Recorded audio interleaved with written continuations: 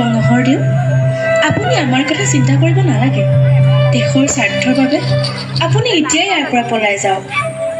ঐ ছোৱালী, গদাপানী ক'ত আছে তই নকওঁ কিয়? নকওঁ। তহঁতৰ অত্যাচাৰত এই জয়মতীৰ প্ৰাণ গ'লেও বংশৰদেউৰ সন্ধান মই কেতিয়াও নিদিওঁ।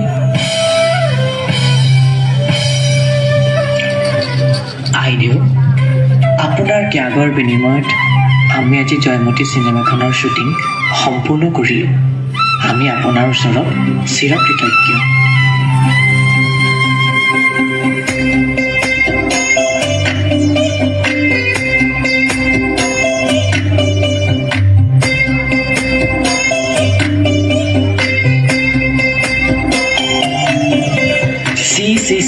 চি এগৰাকী ছোৱালী হৈ পৰপুৰুষক বংশৰদেউ বুলি সম্বোধন কৰি চিনেমা কৰি দেখুৱাব আহিছ।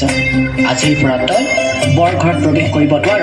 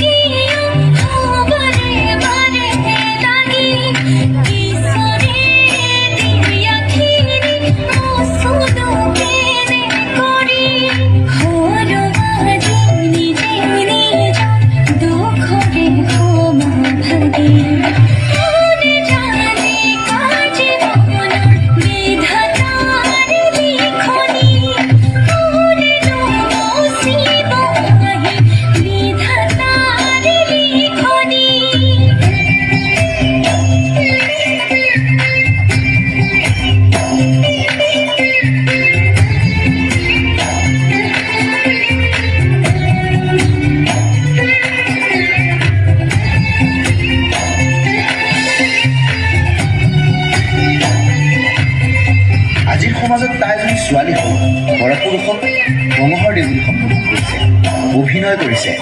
তাই আমাৰ সমাজলৈ কলংক সানি আনিছে।